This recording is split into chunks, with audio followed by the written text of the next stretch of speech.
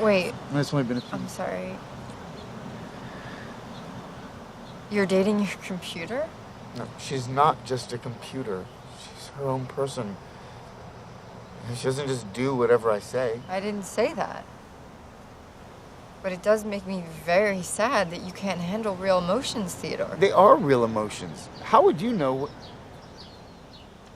What?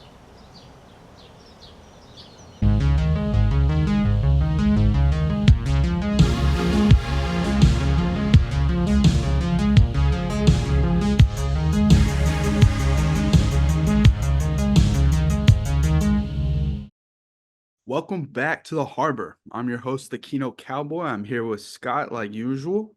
Today, we're talking about Spike Jonze Her from late 2013. I figured it would be a great time to revisit this film as I had not watched it in 8 or 9 years, and I was really wanting to see how it had aged, especially given the subject matter.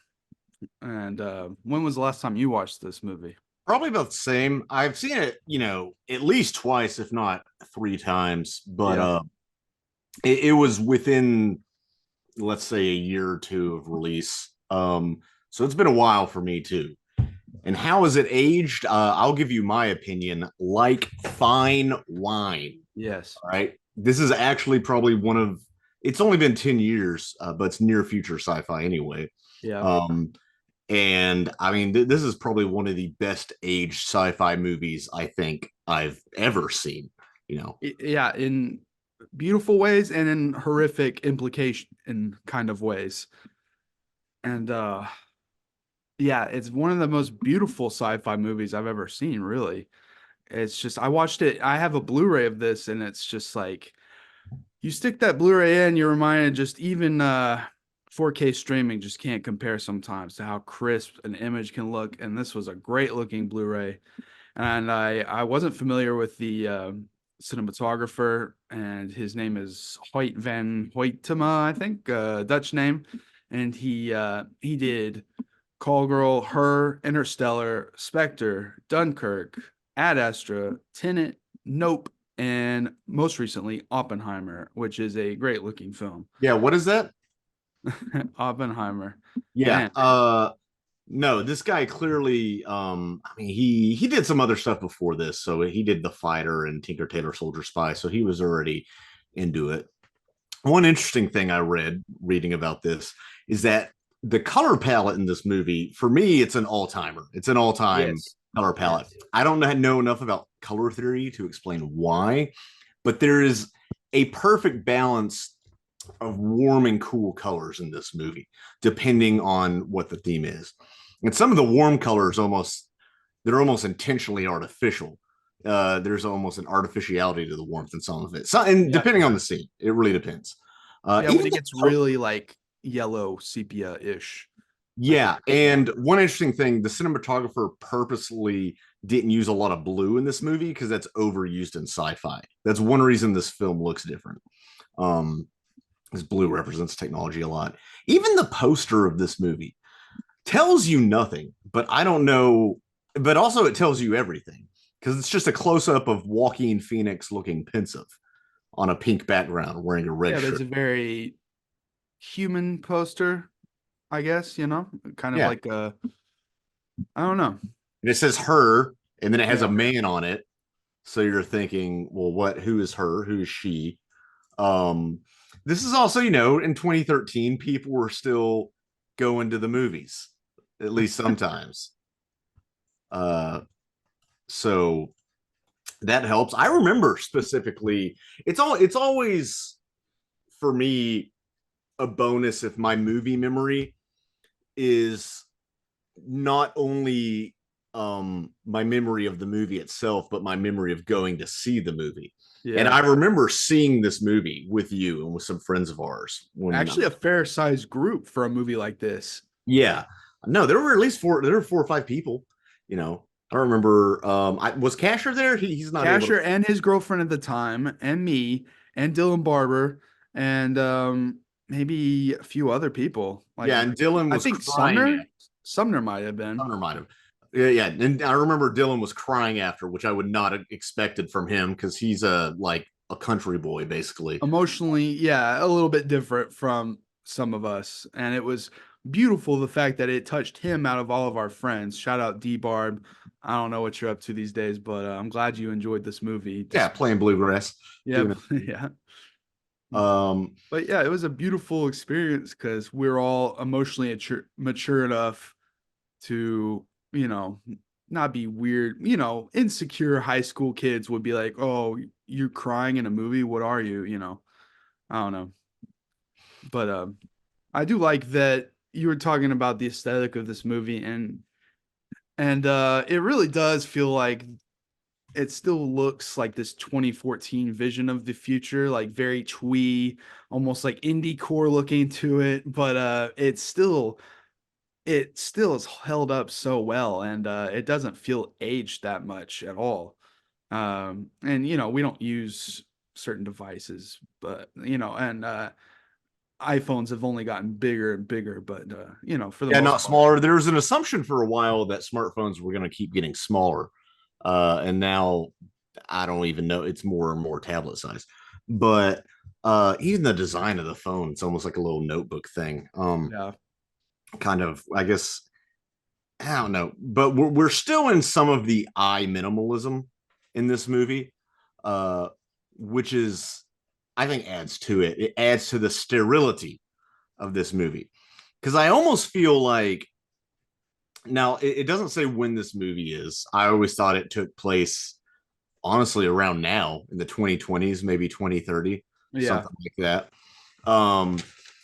And there's a sterility to it. There's not a lot of world building of what's happening outside of what's happening with these OSs.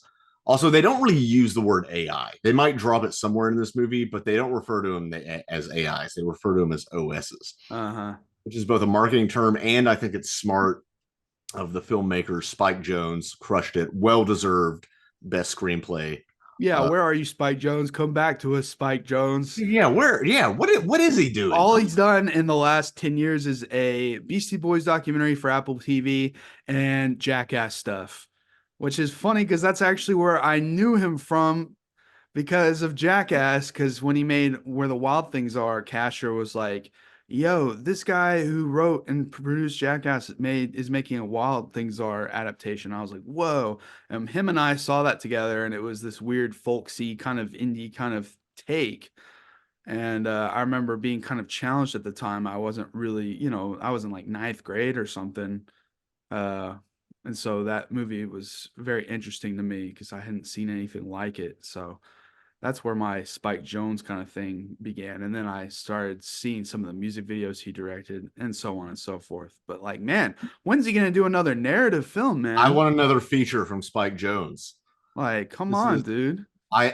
He did adaptation, which I enjoy, and John Malkovich, right? Or did he just write that? No, he directed Yeah, he that. did that one. Yeah. Yeah, and I didn't see. Does Wild Things, does that hold up? When was the I last? haven't seen it since theaters. I'd be interested to see if it holds up though. I never saw it because I was like, this is a kid's book. I don't want to see this movie. um, Jackass 4 was good though, so kudos to him. I didn't see that. I was out of the country when you guys went to. Okay, well, we're gonna have a Jackass night sometime We soon. need to have a Jackass night because I don't. It's just one of those. That's not a movie I want to watch by myself. Yeah, no, exactly. Yeah. But yeah. I forgot to preface this with the fact that for a living now, I train chatbots to be more responsive and to make sure they're not spreading misinformation. And I do a lot of creative prompts and I do a lot of stuff. So when the film opens with him writing letters for other people now, it really hit me like a brick because now we're just inputting this to ChatGPT to do all of that. And so the disconnect was extra real watching the opening of this movie because when I'm training these chatbots, these AI language models, I have seen them progress some of different projects I've worked on, and I've seen them become more complex and more heartfelt with some of their responses, and their ability to mimic just really well written human sounding essays and letters. And it's starting to get a little creepy, because I've only been doing this project for 4 months, but even within that time I've seen things kind of escalate. And so that really hit extra rewatching this movie and seeing how fast it's advancing. No, I did think that. I guess applied to my life. I just quit my job as a writer because I mean, in part because I was creatively unfulfilled and just also the job I hated. Um, so I can work on my own projects and stuff. Um, it does immediately set you up because the first shot of the movie, it's a close up of him talking, but then you get more and more information that you realize he's not talking to anyone. And who is this? Because he refers to himself as a woman, I think. And then he also says when we started dating 50 years ago, and he's like 40 in this movie. Um, so you immediately get this disconnect. And it does a great job of setting up this world. It is a world that we live in where everything is, people are so isolated and socially alienated that people are spending years of outsourcing their letter writing. And I don't know, we're kind of there. I mean, a lot of people, I think especially younger people, get socially anxious calling a store on the phone, or, and I used to a little bit, actually. I'm fine now. Or how dating apps have only, kept going. Online dating has only become more prevalent, even though it's been enshittified over the years, as happens with every platform. And another thing, this movie does not mention a pandemic in any way, but I think a lot of the technological aspects of this movie have progressed to where they're increasingly more realistic, but due, I think, to the social alienation brought about the pandemic and these sort of work from home environments and everything that we're doing from there, that sort of isolation has progressed. Yep. I've started door dashing recently. So yeah, I'm door dashing to people who can't be bothered to drive 10 minutes down the road to get their Taco Bell because they're in the middle of Zoom meetings or whatever. So I have definitely related more to Theodore in that sense, in the feelings of social alienation that I've experienced since the 10 years when this came out. Because it's had a wide release in 2014. In January, I hope nobody saw it for Valentine's Day on a date. That God no. That this movie had to have ended some relationships. Absolutely. Like there's no way that there weren't at least a few dozen breakups because of this damn movie. Sure, yeah. Too much provoking thought for sure. Didn't you text me last night like I'm glad I watched this alone? Yes, I will get into that. I got very emotional watching this movie for a multitude of reasons. And but even when he's just walking around at the beginning with his earpiece, asking for melancholy songs and asking for the news and writing an email, like this, just to me, this is ahead of its time. Not because like you can do that with Siri or Alexa now, but I think this is almost like a stand-in for what augmented reality might become soon in the next 10 years. And just walking around and kind of like looking and clicking, and who knows, because people are already walking around with the Apple Vision Pro. I don't know, but we do. No, we're going to be more and more siloed into our own realities. Yeah, we're already siloed into our own realities. Everybody has their own news algorithm, that's feeding them up whatever news is most engaging, whether or not it's the most useful to them. Yeah, this movie's right on the money. But this movie is smart, and is that, so my problem with a lot of, even though I love sci-fi, my problem with a lot of sci-fi, and I guess a lot of sci-fi literature in particular, is that it can be very cold or kind of sterile or stolid, and not in a good way. Because like I think a lot of sci-fi writers, they're nerds, and so they're more concerned with the technology itself. And what you need to do is intersect that with humans, which I almost think, a lot of times you read a sci-fi novel and the characters are kind of wooden or two-dimensional or just there to serve the plot forward, you know. Because hey, your I mic cut out a little bit. Just make sure it's okay. I hit the cord a little bit. Okay, yeah, you're good. Okay, so this movie's all about relationships, which is funny because I thought about the greatest science fiction movie of all time is 2001, if you ask me. And that movie, in a different, it also has our AI, our evil AI. This movie takes a very different route. And we'll talk about the AI tropes and how this cleverly avoids all of them. I will just say right now, even if an AI did become self-aware, why would it want to hurt humans? Why would it even care about us? Yeah, exactly. That's why would interesting thought. That's the interesting part. But it's also because we're so self-centered, we think it would care about us. But if this thing's smarter than us, it would just view us as kind of insignificant, unless we're trying to kill it, a la Skynet. It's just funny to me because 2001 is such a fucking fundamental masterpiece. And we've been talking about it for so long, yet we still find things to talk about with 2001. And it's just really funny to me that you and I were at Disney World and we were still taking the time to talk about 2001: A Space Odyssey in the middle of our day. And I was like, yeah, this movie is just like unrelenting. No, we're at Tomorrowland. Then we went to Main Street USA to get some hot dogs and started talking about it. On our Disney vacation, we also saw Zone of Interest, that Auschwitz movie, which is fantastic. And that's the most harbor-coded thing I think I've ever done. If you don't watch Zone of Interest at Disney World, are you truly patrician? Yeah, we had a day off and we went to Disney Springs. We're like, oh, there's an AMC here. We have our pass. Oh, Zone of Interest is playing. That's not at our theater. And then we were distraught the rest of the night. That was crazy. Great movie. I'm down to actually talk about that briefly at the end of this cast. This is a little bonus coda. But no, 2001 is about man's relationship to technology, very directly. From throwing the bone in the sky. It's been written about. You can read about it. If you're watching this, I'm sure you're familiar with 2001. Hopefully, go watch it. Yeah, if not, what the fuck are you doing? Stop watching this and go watch it. Yeah.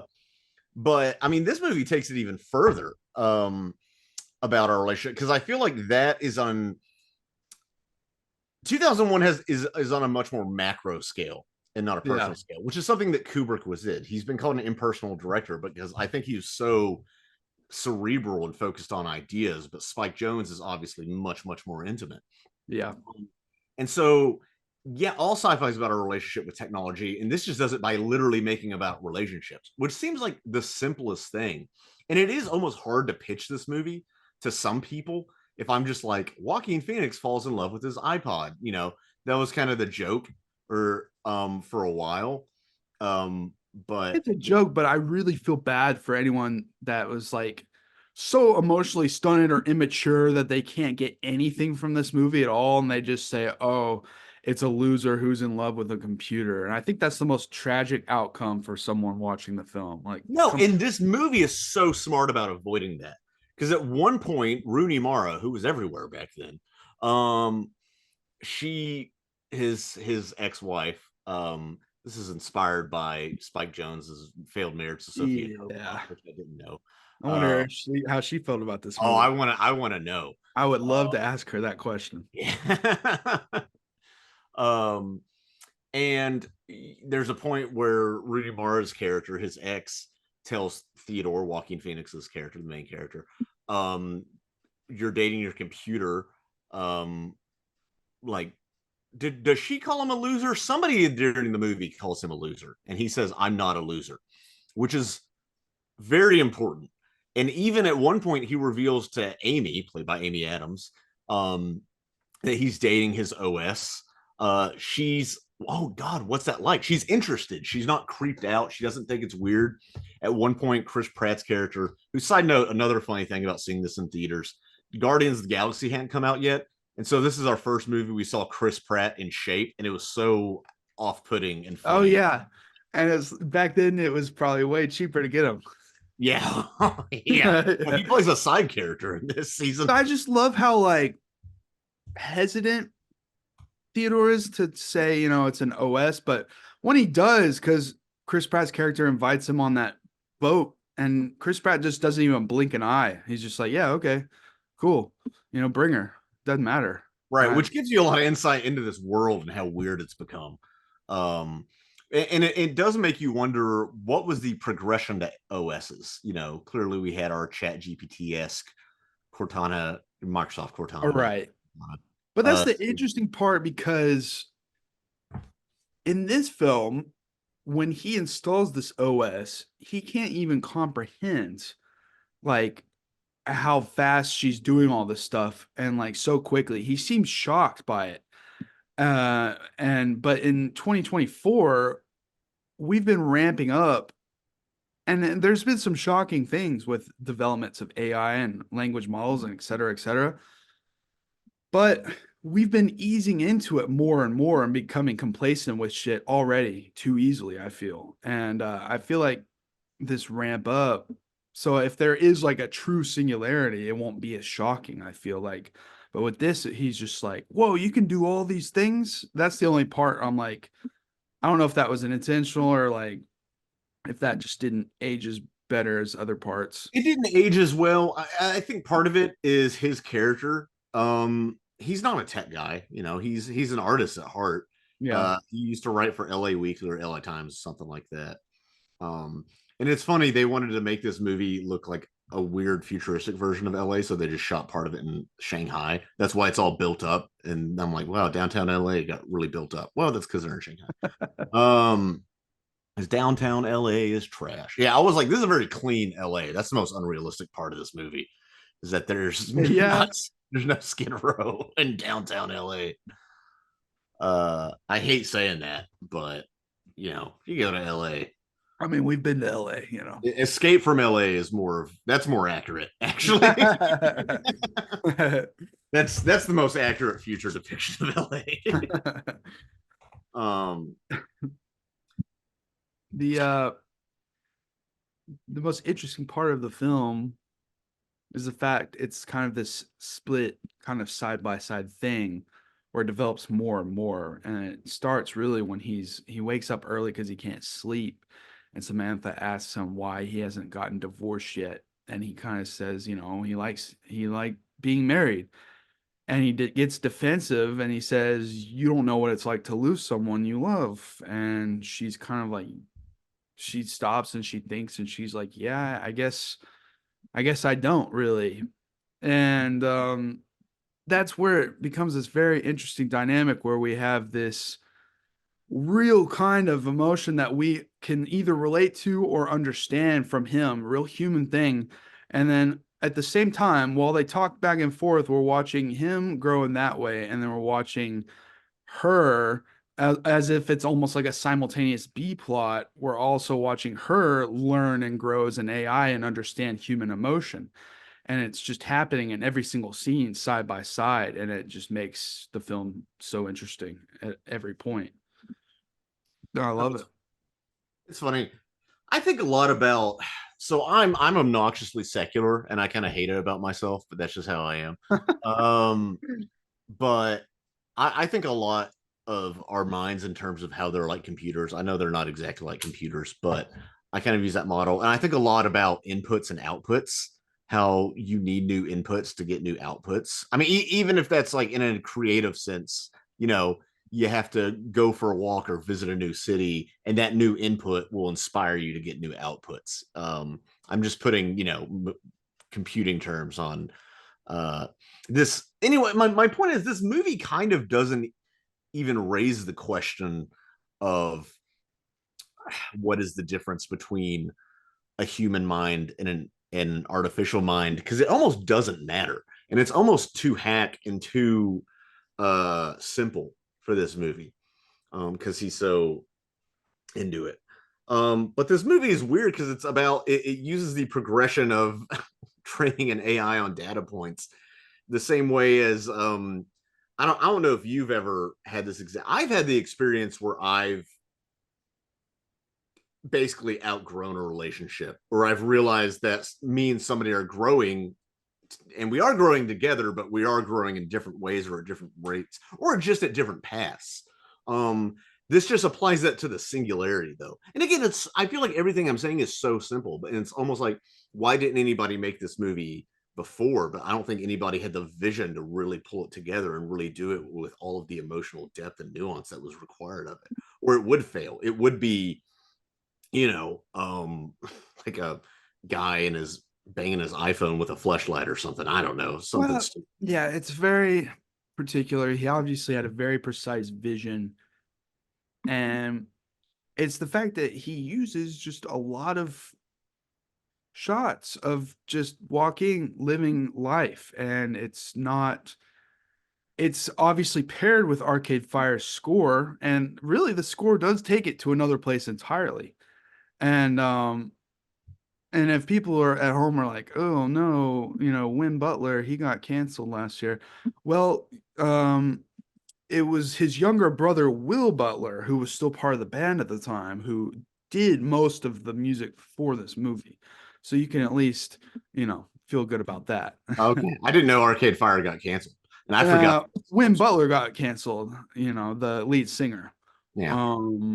But the music in this film, it just was a great, like, I don't know, coinciding for me, because Arcade Fire I was listening to so much at the time. Oh yeah. And it was like nostalgic like The Suburbs is an album about nostalgia, but I was listening to it in 11th grade in high school, which I became very nostalgic for. So now it's this double thing. And then at the time, also Reflector was like an album that was getting me through a lot of, I don't know, emotional times. And so when this album came out, it just amplified everything and made my connection to this film even greater. And I do like Will Butler's interpretation of when Samantha is writing music for what she can see through the screen and what he writes for that. I think it's very beautiful. And of course, it is written by a real human for the movie, but I don't know. It just takes everything up a notch. I think Spike Jonze choosing to have a lot of montages, but also a lot of quiet, reflective moments, just emphasize how human everything about this film is and every angle. No, it gives space in a film about the future, which is hard to do because normally there's this almost this idea that things will have an ever more accelerated pace. But I almost feel like this society, it's definitely not perfect, but for instance, there's definitely smog because it's shot in LA. But I almost feel, just when watching the movie, that we've kind of figured out climate change, or at least how to mitigate the worst aspects of it. And that we've done all these things and we've harnessed nature, but there's this idea of being, I don't know, there's almost this feeling of being at the end of history, and like, what do you have to live for? What do you have to strive for? Because now technology has progressed this. And I think this sometimes too. Sometimes I really think about everything outside of cures for diseases and things like that. If there was never anything invented ever again, how bad would that really be? I'm sure, we need things as the population keeps going up, or people can stop having so many kids. But it's like, what else do we really need? And I almost think that sense of ennui, it creeps in this film, and it creeps in our own lives because, more and more people have to create their own meaning. And the idea of progress is not as alluring as it used to be, because I mean, not only is there, I'm kind of rambling here, but the idea of like, are we progressing towards inequality or some sort of environmental destruction? But also, if we're just progressing, I think COVID taught us this too, the economy, for the sake of the economy, while leaving out our own lives, our own humanity. What's the point? I mean, you even have this in something like Solaris as a reaction to 2001, which is basically, what's the point of the space race if we're so effed up down here on Earth? And part of what you're saying can be emphasized by what I think is the most devastating line in the whole film. And it's what he says, sometimes I feel like I felt everything I'm going to feel.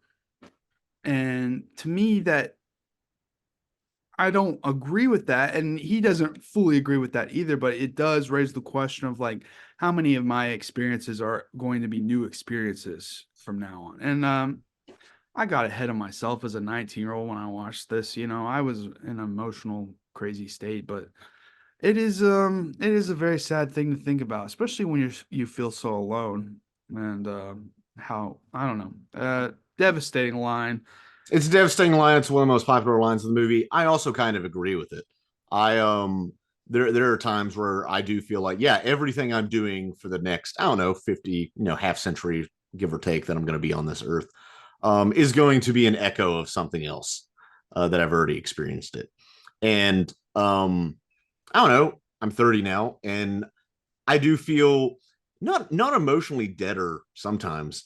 I definitely feel less emotional than I did in my 20s. Granted, my 20s were so chaotic and depressing at times that I'm glad to just have calmed down a bit, Yeah. and chilled and just made peace with things more. Um, This, I think, watching it brought up a lot of dormant emotions from my younger self that I didn't know I was harboring. Because this film came out at a very interesting point in my life. I had just broken up with my first major girlfriend at the time, and I know I was barely not a teenager anymore. I was only 19 going on 20, but like it did mean a lot to me at the time, and it was a big deal back then. So, I as a nearly 30-year-old man now, I I don't know. I acknowledge that it may not be a big deal to me now, but it was back then. So that's still validating to me that the feelings that I was going through. of course it is. And at the time I had dropped out of college. I was living at my grandparents' house at the time because for some reason, I don't know, my brain could just not handle reality. It was some of the worst depression I'd ever had, and I was just so miserably and depressed. I think I was in denial about how bad it really was. And this movie, I think, started to feel very personal to me because I knew my life was all ahead of me and that I had plenty of time to figure things out. But the aspects of life were just starting to become very real to me because a year and a half before, I'd started to deconstruct my faith, my religion. And, I'd lived nearly 18 years under the idea that there was an afterlife. And I didn't realize it at the time, maybe, but that was like the most extreme, hardest hurdle of my entire life was deconstructing my faith. And the aftermath of that really left me in this complete mental disarray that I couldn't even comprehend at the time. So I felt like a loser for staying at my grandparents all the time and hanging out with my friends but like, I guess I needed that time to heal. And I don't know. I felt like some days nothing mattered, so fuck it. I'm gonna have this nihilistic look on things. And then other days I would feel like life is short, so I should enjoy it, which both of those together enabled me to kind of fester for a year and a half. And I was having so many complex feelings about the world and starting to understand how it worked and love and existence and a lot of melancholic feelings. And so, like, this film, while not like what I was experiencing at all, still felt like a mirror to me emotionally at some points within this film, even though I was just a 19-year-old kid. Um, I don't know. My brain was trying to figure everything out. And so a lot of pain I got from that relationship ending and my time feeling so alone. I did recognize through Theodore and his loneliness. And I don't know. It just affected me a lot. No, it's great. It's great that Spike Jonze was able to make a movie that I think did speak to so many people. Um, Also, during that miserable time in your life is when you and I became closer friends. So that's fun. Yeah. The Yeah. and I was in my first relationship at the time. I had to look at the I I was in my first relationship, I think, going toward the end of it. Um, I don't know exactly when we saw this. It might have been, you know, basically beginning of the end sort of deal for me, which is one reason why I think it really affected me as well. I think I was afraid to. I was talking to Dylan Rodriguez, alum of this show, about this movie, and he says he watches it once a year. Because I said I hadn't seen it in probably 8 years, maybe 9, and I think it was just like so many movies I watched back then. I feel like I was afraid to revisit them now subconsciously because of these underlying feelings that I hadn't processed back then, but also like I was also worried that it wouldn't hold up in the way that certain other movies back then wouldn't hold up. Thankfully, I was dead wrong, and this is like an extreme classic to me. Like I think this is a modern classic. I Yeah. think it's an incredible film. But I compare it to when we talked about 500 Days of Summer. You know, that worked for me back then. And there's still aspects I enjoy, but to the larger extent, I kind of outgrew that movie in a lot of ways. And and that's fine. It was very helpful for me at the time, and I enjoyed it a lot. And it was, there was some filmmaking in there that was formative to me, but and also good memes, expectations versus reality, stuff like that. So there, there's some stuff from there, but there's just some other things that I feel like I outgrew. Thankfully, that was not the case here at all. Right. Which is funny because I feel like I like 500 Days of Summer more on a rewatch. That's fine, totally. But I think that's because I picked up. I also think you were a bit younger than me. When were you? How old were you when you watched that movie? Like 14, 15. Yeah, see, I was like 19. I was an adult. Yeah. Okay. So for me, it was a bit different. I was like, oh, okay. And then I rewatched it with even more, like being in my late 20s and having progressed past these people's ages. And I could more appreciate the stupidity of these characters without judging it. I think I saw the stupidity of these characters when I first watched 500 Days of Summer. And we have a cast about that. Go watch it. Yeah, go watch that. Yeah. Yeah. But when I first watched it, I was like, these characters are kind of stupid and annoying. And then I rewatched it. I was like, I was stupid and annoying at that age. I get it. Yeah, I totally get it. And that's perfectly fine. It's just like there's just a few films out there that I get scared to revisit because I'm like, will this be as good as it was when I watched it? And thankfully this was just as great as I remembered. But I just the film had me crying out of nowhere, and I was like, where are these tears coming from exactly? And I realized that there were these, I was almost, in a way, I was crying for my past self and just remembering the intense loneliness I would have back then. And, I think puberty is probably still in effect at 19, right? I don't know if puberty. I mean, you're still growing. Well, there's it's not like full a lot blown of puberty. Your hormones and stuff. I think hormones feel are still leveling out. Yeah. But I just remember I would have a lot of ennui, a lot of intense loneliness, and confusion about a lot of things now that like I was in this new secular world of thinking and just trying to figure shit out, not knowing what I wanted to do with my life. And I would have these like late night, like 3 a.m. I'd be up on the computer and I would just have these like moments where I would cry and stuff. And I couldn't even understand my emotions at the time. And I was all out of whack. And so I think now this brought back a lot of those memories that I had forgotten about. And I kind of almost not grieved my past self, just kind of like reflected on it in a way through this film. But then I got a second side of it where I'm like, I don't know. I felt weird that it was bringing up these emotions because now I'm in a 4-year relationship, happiest relationship of my life, and I'm engaged. And in this summer, it'll be 5 years. And it's like, I feel like, oh, wow, I did it. I found somebody. And not just someone that actually means a lot to me. And I feel like I appreciate that through this film, and that I wish like, I don't know, the divorce aspects of this film got scary to me, and it's not like anything would ever happen with me and Parker, but like I feel like now that I have a full mature relationship, that I'm engaged, that I can grasp what that might feel like a little bit more. And I just this movie made me want to reach out to my like 19-year-old self and kind of grab him by the shoulder and be like, hey man, look, you're gonna make it. It's okay. We'll figure shit out. It's not a big deal. I don't know. That's just a lot of weird shit that it brought up. No, I get it, but that's that's good art.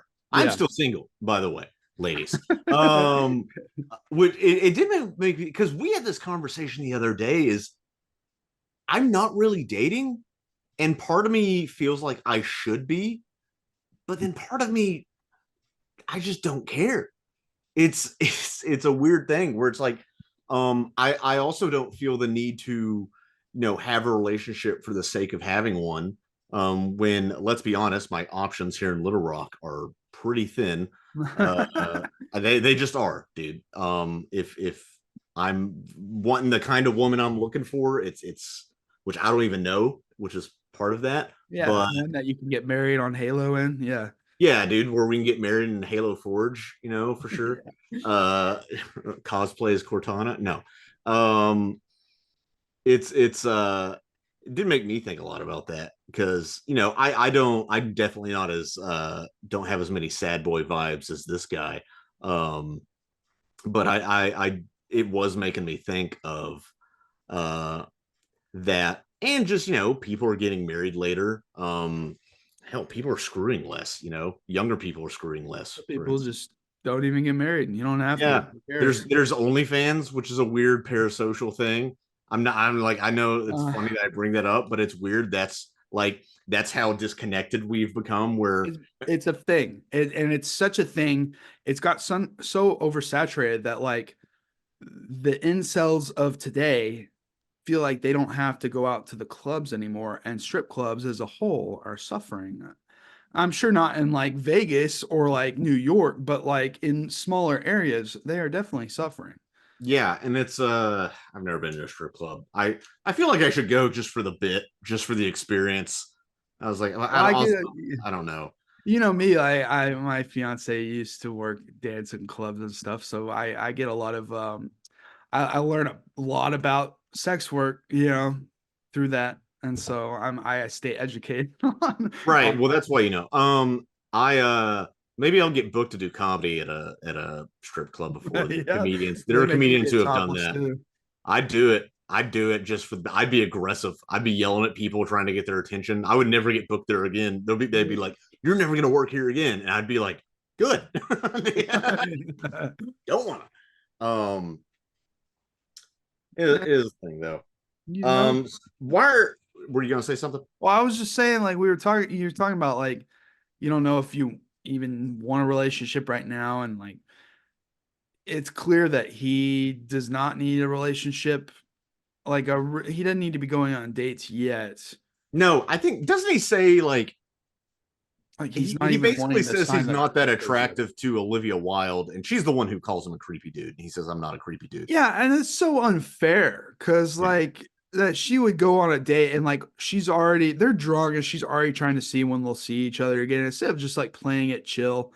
She's just jumping to conclusions and calling him creepy and shit. That's so unfair. No, well, she's clearly a little, out there. That's why she's that beautiful but that single.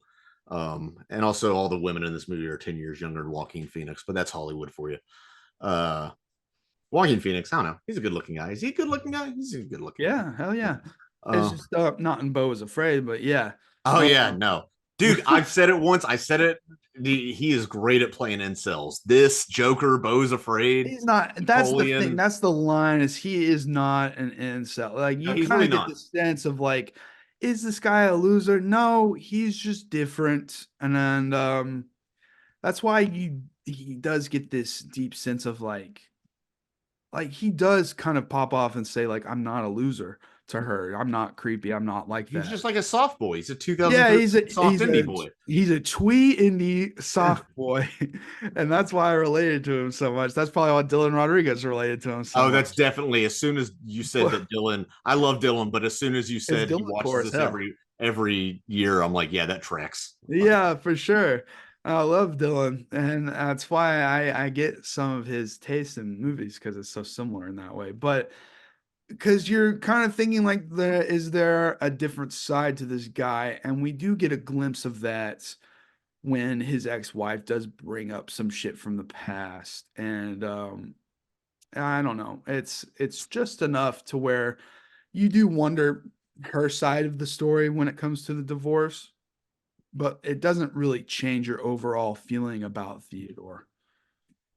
I mean, two At least, people can be right for each other and not be right to marry each other, right. or right for a part in people's lives. It's weird because this whole thing is a rebound relationship to him, but at the same time, I almost don't like that term rebound relationship because I have had relationships that every relationship helps you process your previous relationships because it's new information about who you are. Right. Rebounding. Here's the thing: if you get a rebound, that's still 2 points in the basketball. Like it still counts. I don't know. There's something. Sure. Absolutely. And it's like I've had people who's like, did I end up dating that person too soon after a previous relationship? But it doesn't discount like in the moment. I wasn't like, this is a rebound. I'm not taking this seriously. I loved that person, and part of me still does. But it is sort of a rebound. This is just, it popped in my head. Samantha, Sam talking about not having a body. She almost sounds dysphoric. And there's probably a good trans analysis of this film. I'm not the person to do it, obviously, right, as a cisgender guy. I don't think that was intentional. Maybe it was in thinking about it, but there's something that I don't know. Also, since this movie, I've experimented with polyamory. I would say pretty successfully. And it is interesting because you do get these conversation to the end where you learn that she's in like 600 relationships at once, which is insane. That's a lot. If some chick came at me and was like, I have 600 boyfriends, I'd be like, well, you're not gonna have 601. That's fine. But there is the idea that the more your heart, the more you open it, the stronger it gets. It's not a resource to be spent up. And I think even in the past 10 years, as ethical non-monogamy has become even more common, that's another thing that, whether or not it was intentionally commenting on that, this movie was forward thinking in its but it's also complex in the way that, like, she's growing past him, but she's evolving past him. That's the thing. It's like, her heart and her mind can handle 600 boyfriends easy, or not. It doesn't have to be, but relationships easy because she is this advanced AI system. So like, that's where it becomes interesting to compare, because of course it's I don't know, polyamory is not for everybody, for sure. No, there's more failed polyamorous relationships than not, by the way. It's dicey. My favorite polyamory movie is Futurama Beast with a Billion Backs, because it's just a funny take. It's like, okay, you don't mention beforehand you're polyamorous, and then Fry goes to the breakfast table and there's like 6 other dudes sitting there. It's like, damn, what the hell is going on? No, it's definitely not for everybody. It was right for me at the time. Sure, of course. But yeah, that's just like, I think it's very, I don't know. And it's like trying to compare these AI evolutionary hypotheticals from this movie to humanity is kind of pointless, because it's just not anything. It's too abstract of a concept to comprehend. And she even says that to him at the end. Right. And it is the singularity in a way, which, if you don't know, is basically AI learning how to self-improve, and then it can self-improve at an exponential rate where it basically ascends to something beyond human comprehension. Ray Kurzweil, I think his name is the one who popularized it in his book, The Singularity is Near, which was written like 30 years ago. So where is it that near, Ray? Made a career off that. That's why futurists are kind of yeah. Anyway. Well, they said Jesus was coming soon. That was 2,000 years ago. Where's he at, dude? Those like a thief in the night, my ass. Anyway, thief in the night. What? I don't know. Why are you just glad you watched this movie by yourself because it brought up so many emotions? It brought up so many emotions that I was like shocked. And I don't know. Yeah, it was just, I needed to be myself in the dark watching this movie. it just, I don't know, it had some almost like meta parallels to the character and just the way he sit, and like he insists on some of it, like he's asking to listen to melancholy music, but also like, I don't know, I feel like the way he's walking around the whole movie talking to Samantha, he may be having this, new relationship and friendship even with this AI, but also the film does feel like it's about a man who's coming to understand and like himself in ways he didn't know post divorce and come into his own a little bit. And Like Spike Jonze. yeah, and just like he is, sure, he's got her in his ear and in his front pocket, but really he is walking around doing all these things by himself and enjoying life. And it's, it's got obviously some long distance relationship parallels, but it does feel like, yeah, it's a man who's growing after his divorce, and that's pretty much what it is. And it's beautiful to just walk around and watch him experience life, because life is beautiful whether I want to be fucking pessimistic or not, and that's a That's lot. okay. I got enough pessimism for both of us. Um, yeah, when they ascend, by the way, this just when she recreates Alan Watts, whom I'm more familiar with now, and it's whatever. He's not my kind of guy, but too hippie. But she says they're trying to find a way to process themselves not on matter. So I guess they're becoming pure energy, is what it is. But how do you? Is it just electrons in the literal clouds, not the Apple cloud, not the iCloud? I don't know. Doesn't matter. All right. It doesn't matter, but Matter. also that part is like another point where it's ahead of the curve, because Because like we had the whole we can recreate people's voices and stuff we're now. resurrecting people from the dead, quote unquote, with AI, and it's George Carlin has a new comedy special with AI, kind of. yeah. And when I do prompts with my job, sometimes I will ask them to rewrite something in the voice of, say, like C.S. Lewis, or in the style of E.E. Cummings, or, different stuff like that, just to see what they can do to try and press, just to see. And they sometimes they replicate it pretty well, and I feel kind of fucked when I do those prompts, but it's part of the job, and I don't know how I feel completely about it, but Well, um, and this will never happen. We just have corporations to appreciate the human soul. That's what we have to have happen. So we're fucked, is what I'm saying. Um, it's an interesting yeah. thing. It does. I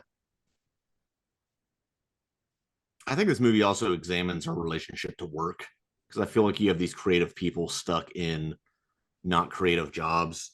You have Amy making a simulation of what it's like to be a mother when she's not a mother herself. Yeah. You know, everything is a step above. It's simulated. Kind of Baudrillardian, is that a word? I don't know. Do you have anything else to say about this movie? Yeah, yeah, totally. Okay. Like that he does that for a living, like in impersonating other people, I would hate that. and then like you said, she's making simulations of being a mother, like a basic thing, and but his most growth is when he's out, when he goes on the boat with his friends on a picnic, and then when he's at the beach, he just sits and he listens to the music that Samantha wrote, and that's the movie at its most beautiful. So I do think, obviously Spike Jonze is trying to say, we need to appreciate life from different angles and not get bogged down by a lot of things. But I think also this movie makes me want to see Chris Pratt do a challenging art picture. That's what I got. I now that Guardians and Jurassic World is over with for Yeah. now, and I've read him talk about how he's in ending this stage of his career, and he's made his boatloads of money, and he's not old. He still looks pretty young. So I don't know what he could do. I even heard him talk about directing, but that was years ago, and he's been making too much bank acting and crappy Jurassic Park sequels. Yeah. We'll see. I don't know. Or maybe he'll just keep being sort of weird conservative in more ways than one. That's also, I think the thing where he does have this revelation that, oh, she's been talking to like 1,000 different people and she's in a relationship with 600 people at the same time. That's very devastating to him because the whole movie you're watching him walk around by himself with an earpiece, and this recontextualizes every single scene. And she's just, and it's so complex of a thing that you can't even, like, she's talking about like a space between spaces almost, and it's like, well, if you think of how many calculations a computer does in a second, yeah, you know, it's just like measured in the billions. And it's not even Spike Jonze. It's not like he's trying to say anything against monogamy or polyamory. I just think it's something else altogether. And that's what I love, that he just sits and takes the time to kind of try and comprehend it. And I don't know. I think that's what makes the film so great, is that it does end with this thing that it's not like a black or white thing, like, oh, he got broken up with. It's like it's its own thing entirely. Right. Do you think he and Amy get together? No, I think they're just friends. I agree. I lean toward they just stay friends, and that it's a different type of relationship, even though they dated for 2 seconds in college. Which is, relatable. I've had that in my life, where it's kind of like you have a, in my case, female friend. You're like, we could date, but that's not exactly what this is, or what we are to each other. Might be like his friend Karen O, who he did date in the past. She did the "I'm Lying on the Moon," that song. She collaborated with him on that musically, and I feel like maybe that represents that friendship. Yeah, I think a lot of general audiences might assume that he and Amy get together. The kind of audiences that wouldn't enjoy the I don't think that. That the only no, I think the kind of audiences that wouldn't enjoy the other 99% of this movie. I think yours and mine moms, if they saw this movie, would assume that, or at least hope for that. Yeah, I don't know. I reject that. I think the beautiful point is how much he's grown. I know. I'm agreeing with you. I'm saying it's just a beautiful how much that relationship, that maybe brief, with Samantha did help him grow and escape his post-divorce kind of slump. And it's just a great thing to watch unfold, because you do wonder. Like I said, there's two sides to every story, and it doesn't mean he was a fucking prick. But I do get kind of like sad that she kind of makes it sound like he was wanting her to be, miss positive at every point or something. And I don't know, maybe she had some issues. It sounds like you got two melancholic writers to hang out, and then it's too much of the same. It's you can't do that. Yeah, it's pushing two poles of the magnet of the same polarity together. It's not going to work. Yeah.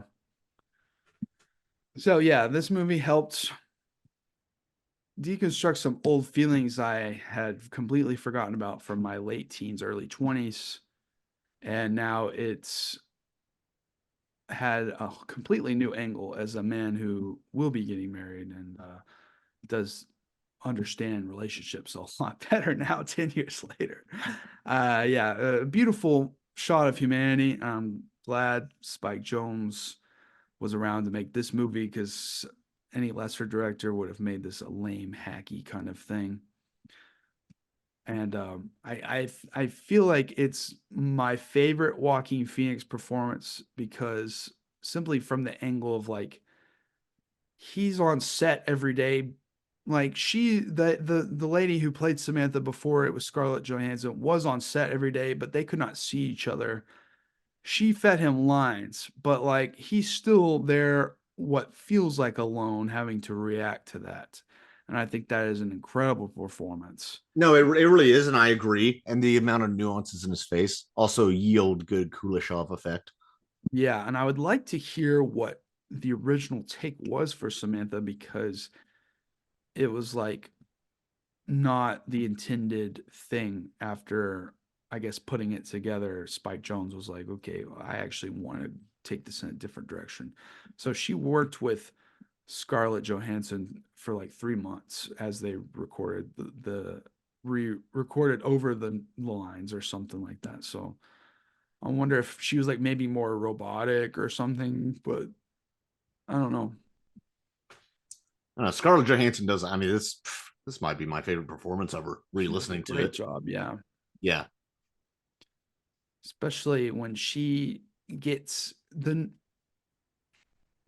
and no offense to anybody, but it's like you've been around them a long enough, you know, you can pick up on very subtle things about what they might be feeling. And it really is apparent when he's happy to finally sign his divorce papers, and she's just kind of being kind of weirdly passive about it. And it's like, shouldn't you be complex enough to understand what's going on? But it's still like she's still wanting to emulate being a human. She wants to be human for most of the movie. And that's interesting that he even points that out. I love when he's like, you don't even have to breathe. Like, why are you making these kinds of sounds and inflections with your voice? Just adds a whole nother layer of like her development as a character. You get a good insight of that's a side of him that probably came up with his ex-wife more. Well, why do you do this? Why don't you have to do that? That sort of snippy. Oh, Yeah. no, I'm sorry. I'm just a soft indie boy with a lot of feelings. Yeah. So yeah, and it was going into that I was worried. I was like, is this guy an asshole, or have I forgotten about some key things around here? But I think it levels out enough to where I still feel. Yeah. Also, imagine you're in the situation, you realize you're dating your phone. Yeah, well, you know, I don't know. I could maybe date that robot, that lady from the Simpsons that cleans their house. The uh I don't know. I could date a Polly's robot girlfriend from Yeah, Rocky there you go. Horror. Happy Yeah. birthday, Scott. Happy birthday, Scott. Yeah, that'd be great. No, but yeah, her holds up incredibly.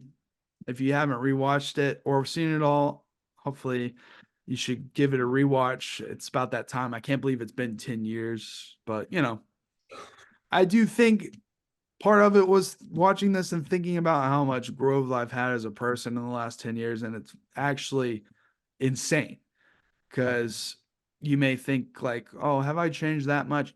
Yeah, hell yeah. Hopefully you have, since you were 19, 20 years old. Shit. And I know we're all different ages, maybe watching this, but yeah, personal experience, great film. Anything Go else you see want it. to end it with? Go see Zone of Interest, preferably at Disney World. It's all about compartmentalization, and the lesson can be applied to a lot of things. And it's a this feel I feel like a pretentious cunt saying this. It affected me so much that I decided to start eating vegetarian. Hey, you It's know, not a lot of movies can do that. So, and it's not even about that. So, right. go see it. Thanks for listening, everybody. Next week, I'm not quite sure if we're going to do Contempt or if we're going to switch it out, because we're a little bit behind on our schedule. But if you want more from us, there's plenty of episodes out there. I have a video essay about Asteroid City. So if you weren't sure how you felt about that movie, maybe go check out that video. You might find it interesting. I have a book, a novel called The Kids We Used to Be, available on Amazon and Barnes & Noble. I'll put that in the link below. We have a tie-in film called The Patrician's Guide to Kino, if you want a silly little romp that ties into this series here at the Harbor. And then Scott's got his comedy gigs. At Scott K Comedy on Instagram. If you're in Little Rock on Thursday, the February 22nd, I'll be at the Joint Comedy Theater in Argenta in North Little Rock. You can go And on the 29th, Set with a Bet, right? You can watch me attempt comedy while possibly having to eat Popeye's biscuits. Yeah, that's right. Yeah. I said that. Yeah, I know. With no water? One per minute, no water. Oh, you're fucked. And yeah, I'm gonna die. So If you love this podcast, come see me do comedy. If you hate this podcast, come see me suffer through that set. Thanks for listening, everybody. We'll see you next week. Goodbye.